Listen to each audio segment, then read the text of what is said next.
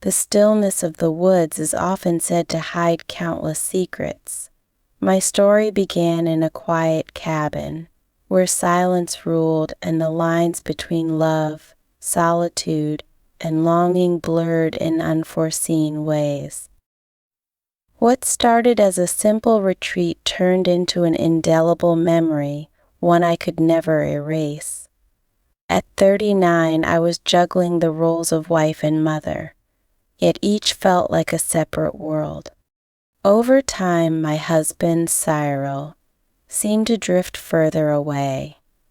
After long work days, he would come home only to bury himself in his laptop or the television, leaving me to care for our son Jason and fend for myself. There was no connection, no spark, just silence. But it hadn't always been this way. I vividly remembered the early days of our marriage, when Cyril would surprise me with sweet notes in my bag or plan romantic weekend getaways. Those joyful moments now felt like relics of a different life, buried under the weight of neglect. I tried to reignite what we had, cooking dinners, dressing up, initiating heartfelt conversations, but my efforts were met with polite indifference. Exhausted, I began to wonder what drives someone to keep trying when the person they love seems so far away. When Cyril suggested I take Jason to the family house for the weekend, I wasn't surprised. His eyes remained glued to his phone as he casually added, "It'll be good for you too. Lately, you two haven't spent much time together." I knew he wouldn't join us. He always had a reason not to. Is it not a familiar feeling for women, that hollow loneliness of realizing you're no longer a priority, just an afterthought? I reluctantly agreed, driven perhaps by a quiet desire to rediscover something I didn't fully understand. In the days leading up to the trip, an odd anticipation replaced the usual routine.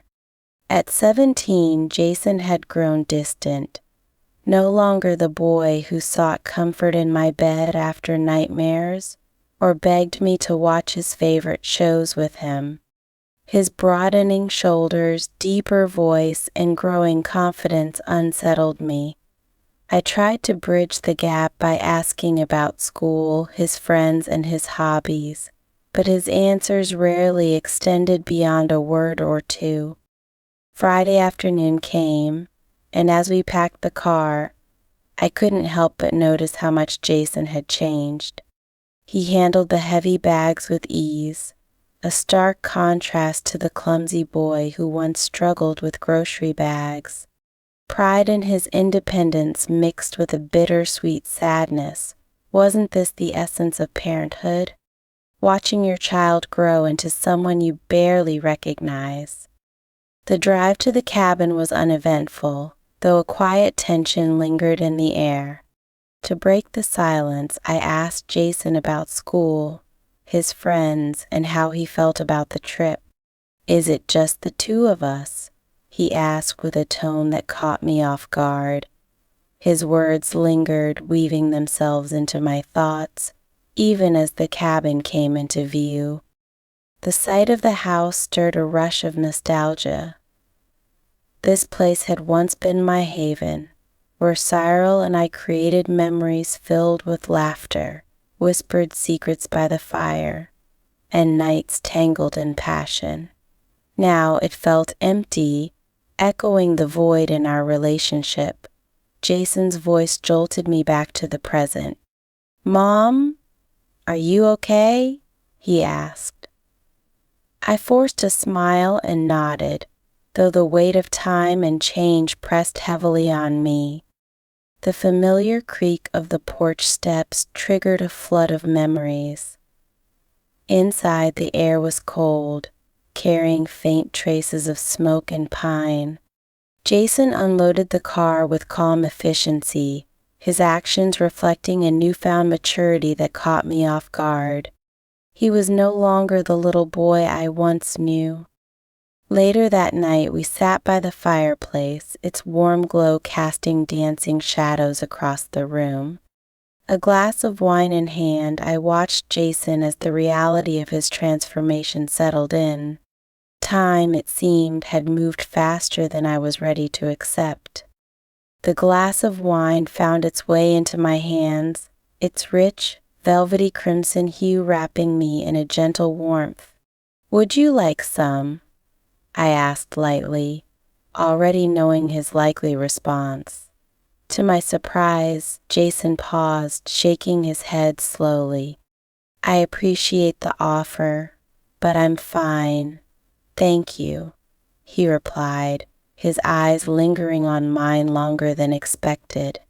His expression held something unfamiliar, a subtle intensity that I couldn't quite place. Was it admiration? Curiosity? I shifted in my seat, unsettled by the sudden quiet that had fallen over the cabin. Aside from the faint crackling of the fire, silence enveloped us. "You've grown up so much," I whispered softly, more to myself than to him. He smiled faintly, his gaze steady. "I suppose I have. And you're not exactly like other moms, are you?" His words startled me, and a nervous laugh escaped my lips as warmth rushed to my cheeks. "What's that supposed to mean?" I asked, unsure of how to take his comment. He shrugged, his expression unreadable. "You just seem different, younger." I couldn't tell if he was trying to lift my spirits or if there was something more behind his words. That night, as I lay in bed, the stillness of the cabin seemed almost suffocating. I replayed our conversation in my mind, over and over. Was I imagining things, or had something shifted between us? My eyes wandered upward to the wooden beams above me, their jagged edges softened by the moonlight filtering through the window. Memories of the past collided with the uncertainties of the present, filling me with an odd mix of tension and unease. Could it be that I was seeing him differently? Or that he was seeing me differently? The question lingered, unsettling but persistent. As I drifted into an uneasy sleep, the fire was dying, its flames flickering weakly as the last pieces of wood crumbled into ash. Determined to keep the warmth alive, I stepped out into the icy air to gather more logs. The cold stung my cheeks as I hefted the heavy wood back inside, the weight pressing into my arms. Once indoors, I felt a dull ache settle into my neck, a discomfort that seemed to echo the solitude within me. As I stood there, rubbing the sore spot, Jason's voice broke the silence. "Mom, are you in pain? Let me help you." His tone was deeper, steadier, almost startling in its maturity. Before I could refuse, he stepped closer, his hands warm and steady as he began to massage the tension from my neck. His touch was gentle, careful, but there was an intimacy in the way he moved that caught me off guard. I should have stopped him, I knew that, but I didn't. There was a longing in me, a craving for touch, for connection, for something I hadn't felt in so long. And Jason, my son, was offering me the kind of closeness I'd been deprived of for years. His hands moved slowly, purposefully, over my shoulders and down my back, igniting feelings I didn't want to acknowledge. Shame mingled with an inexplicable yearning, creating a confusion I couldn't shake. "Does that feel better?" he asked softly, his voice barely above a whisper. "Yes," I murmured, my words escaping before I could stop them. The warmth of his breath against my skin, the deliberate way he worked out the knots in my muscles, it was too much, and yet I didn't pull away. Later, as the night deepened and the house grew quieter, I ventured outside once again to fetch more wood. My thoughts were consumed by the memory of Jason's touch, so much so that I misstepped and fell hard onto the icy ground. Pain shot through me as the cold seeped into my skin, but before I could fully process what had happened, Jason was there, lifting me back to my feet with firm hands. "You're hurt," he said, his concern evident as his fingers brushed over my bruised leg. He guided me inside, settling me onto the edge of the couch.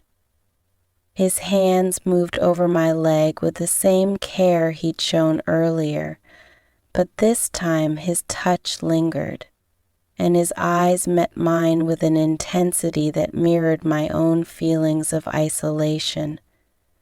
The unspoken connection between us was undeniable, and yet I couldn't bring myself to stop him.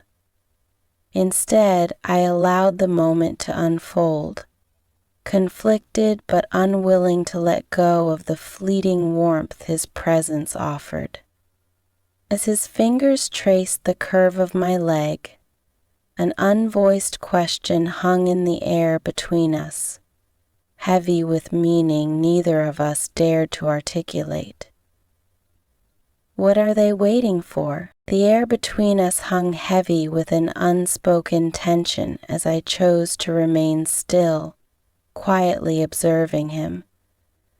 Was his concern genuine, or was there something deeper, something unspoken beneath the surface?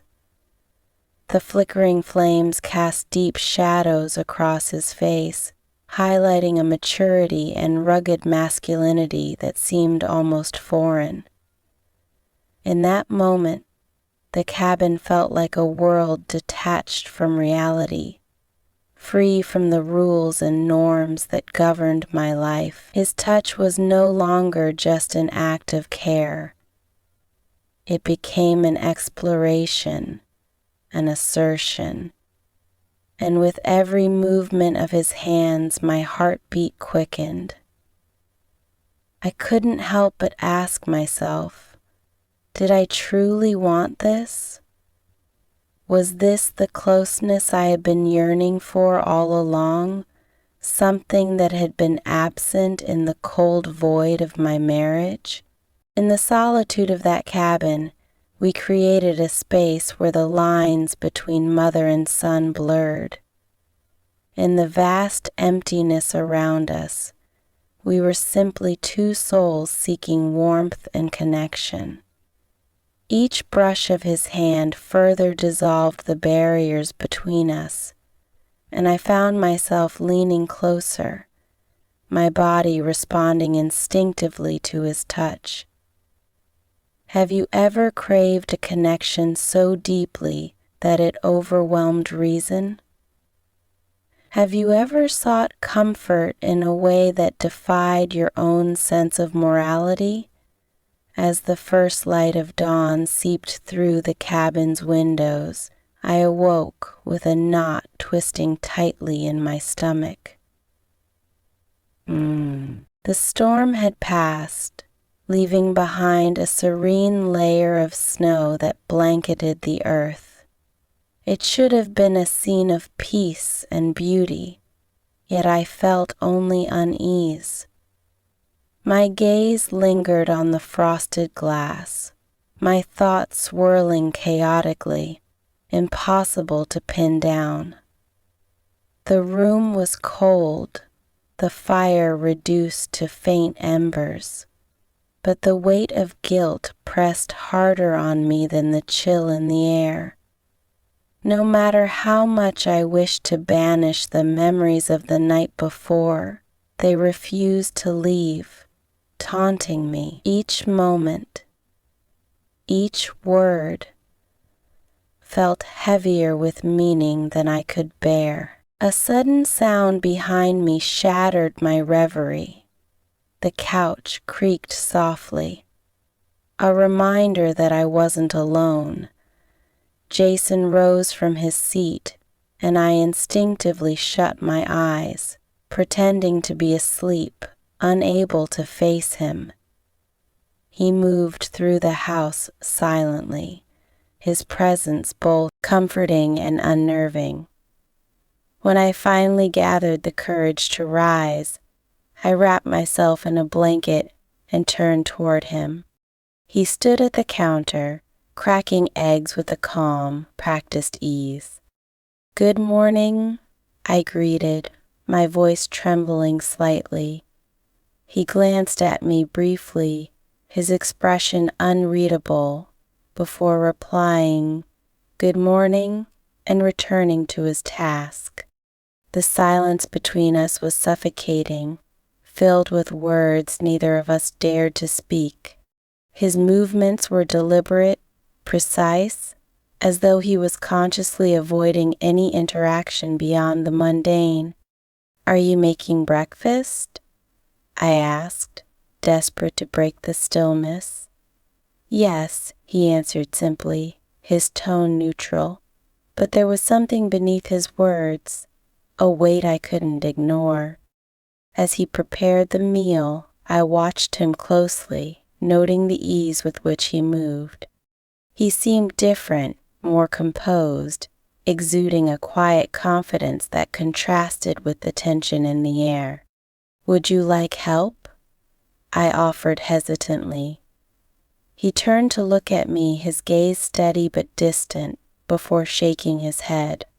The quiet persisted as we ate, the only sound the occasional clink of spoons against plates. I tried to focus on the food before me, but I was acutely aware of his gaze, sharp and unwavering, as though he were searching for something in me. "Jason," I began, my voice faltering as I struggled to find the right words.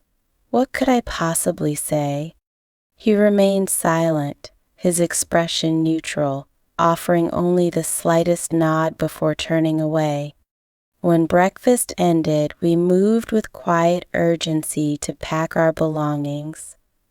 Jason carried the heavier items to the car while I stayed behind, organizing the cabin and grappling with my own thoughts.